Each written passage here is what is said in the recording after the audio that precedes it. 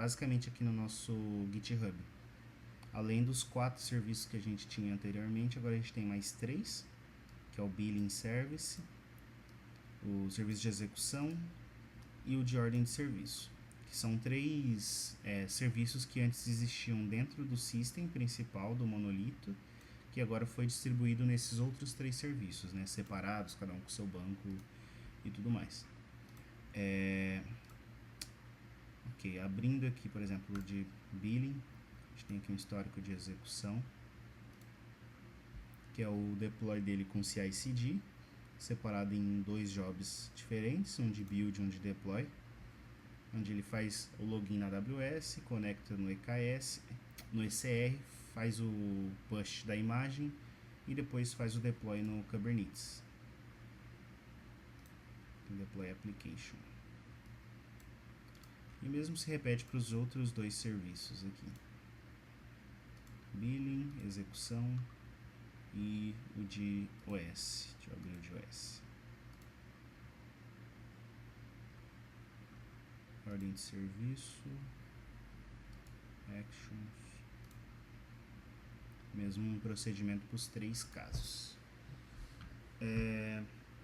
Em relação à infraestrutura, nós tivemos algumas pequenas alterações aqui no repositório de infra, porque agora dentro do load balancer, que antes ele só redirecionava para os nodes do próprio Garage API, agora ele também faz redirecionamento, as regras de target group, também para os serviços.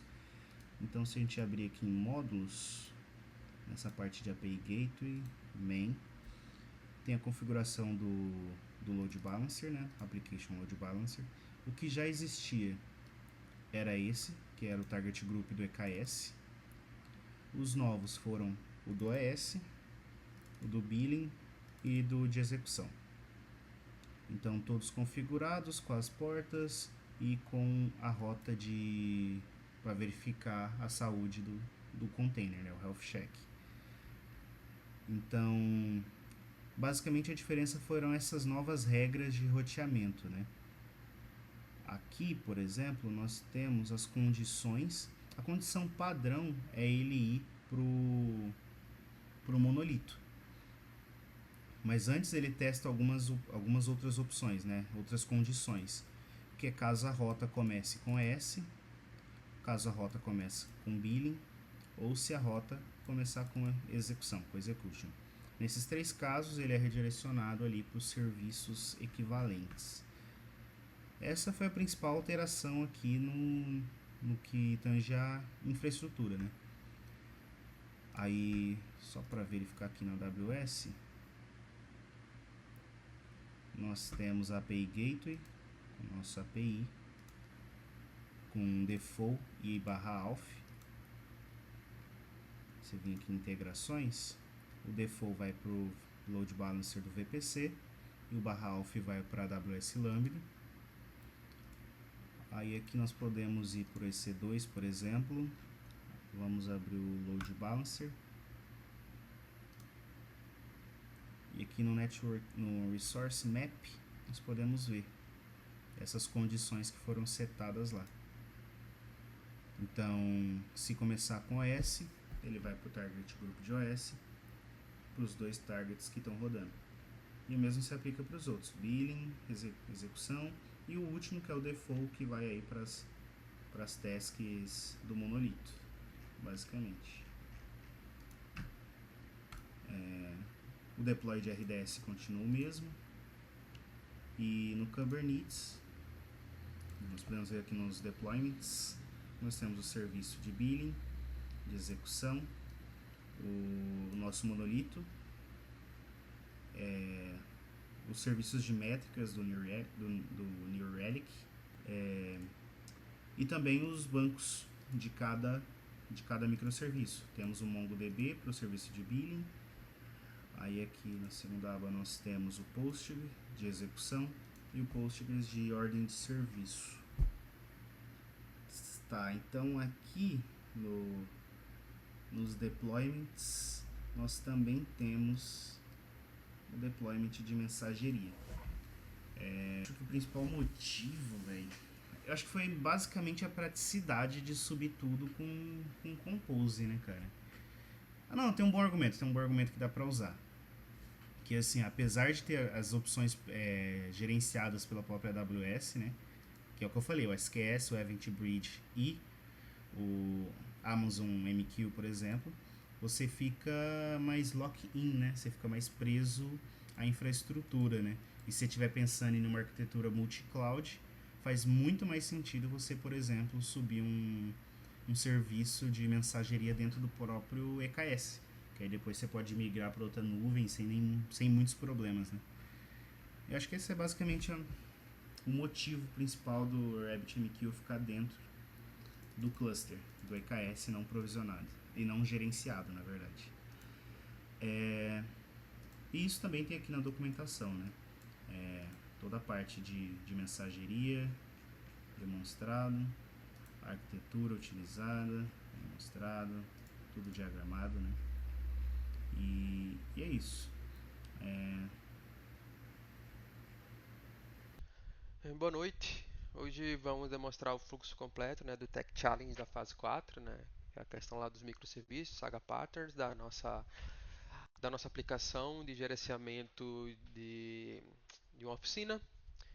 E nesse vídeo irei mostrar o fluxo completo de uma OS, passando pelos microserviços, também a execução do Saga Pattern, né, ou seja, a compensação em caso de falha, o deploy automatizado de pelo menos um microserviço, com validação de testes e também o monitoramento e rastreamento dos fluxos distribuídos pelo New Relic. Então, primeiro vou criar uma ordem de serviço. Essa ordem de serviço está já em um microserviço diferente, que é o serviço de OS. Né? Pode ver que a ordem de serviço foi criada. E, ao criar uma ordem de serviço, o microserviço de billing também é afetado, ao ponto que vou utilizar o serviço de billing e ele já vai conseguir ter esse rastreamento, passando pelo Work Order ID. Ele já vai conseguir pegar os status e pegar também os itens que pertenciam à OS que foi criada anteriormente. E aqui, ainda continuando no microserviço de billing, a gente vai aprovar. A gente pode aprovar e aí a gente vai ver também que tem essa conexão com o endpoint de execução, né? Que já é um endpoint diferente. Olha aí, vê que mesmo passando o Work Order ID, ele já consegue trazer informações desse Work Order ID. E aqui são os endpoints do Mercado Pago, que também está no microserviço de billing, onde eu vou criar um pagamento tipo Pix, vou processar esse pagamento, né? E aí podemos já utilizar o endpoint de execução para finalizar, né, a questão da OS. Pode ver também que vai ter essa essa sincronia que agora o OS vai ter o estado de completed. E agora vou seguir o caminho triste, né, o caminho do Saga, o caminho que vai ter erro, que a gente vai também mostrar a questão da compensação, tá? Primeiro vamos criar uma nova OS. Veja que o work order mudou. Teste de falha Saga, que é o body, né? Tá lá. Ah, vou pegar o quote, mais uma vez mostrando a conexão entre dois microserviços. E agora vou fazer a rejeição, né? Vou fazer a rejeição e com essa rejeição pelo endpoint, perdão, pelo serviço de billing, deve fazer a compensação ao ponto que vai afetar também o microserviço de OS e agora o estado dele vai ser cancelado. Pode ver que agora aqui o ID é o mesmo ID do começo, só que agora com estado diferente. Então até então a gente conseguiu ver o fluxo completo de OS passando pelo microserviço e a execução do Saga Partner em tratamento de falhas. Para vermos a questão do deploy automatizado, eu rodei o deploy há 7 minutos atrás. Né? Esse é o deploy do nosso microserviço do gerenciador, né? Que meio que vai ser o orquestrador. E aqui vamos ver o resultado aqui mostrando que temos a nossa etapa de rodar testes automatizados, que é essa etapa aqui, onde os testes foram rodados e todos os testes foram validados. E aí o deploy está finalizado aqui. E agora vamos para a parte do monitoramento e rastreamento dos fluxos distribuídos, como no New Relic ele aparece quando acontece essa interligação entre entidades diferentes. Vou dar um refresh aqui nessa página de traces. E cadê? Vamos para o aqui, o do work order, que tínhamos mostrado na questão do Postman, né? Que quando eu crio uma ordem, ele já tem essa conexão com esse billing, com o endpoint de billing, perdão, com o serviço de billing. Skip aqui, post work order. Vamos ver essa de 2 minutos atrás. Olha, pronto. Deixa eu ver. Aqui é o rastreamento dos fluxos distribuídos, né? Pode ver que é apenas um trace, ele vai mostrar que começou pelo GarageOS Service.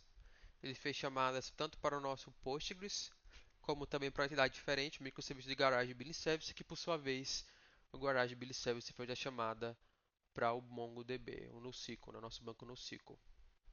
Demonstrando que com o New Relic a gente consegue ter esse rastreamento entre todas as entidades do nosso microserviços. MongoDB, quote set one, aqui por exemplo, channel, ver a interligação, como é o que cada chamada representa, né? E também temos outro exemplo, que é o exemplo da compensação do Saga, que tem tanto do rejeitado como aprovado. Vamos para o da compensação, né, que é o rejeitado aqui. Que quando eu falei, deixa eu só ver aqui, vamos pegar de 2 horas atrás, vai servir, que o Garage Billing Service, quando ele é rejeitado, ele vai fazer uma chamada atualizando o seu MongoDB e também vai fazer uma chamada que vai bater no GarageOS Service e por sua vez vai atualizar o estado da sua OS para cancelado. Foi quando a gente mostrou quando a gente rejeita uma ordem e aí o status ele é cancelado. Então com isso a gente cobre o objetivo desse vídeo, que era mostrar o fluxo completo de uma OS passando pelos microserviços, execução do Saga Partner e tratamento de falhas, deploy automatizado de pelo menos um microserviço com validação de testes e o monitoramento e rastreamento dos fluxos distribuídos. É isso.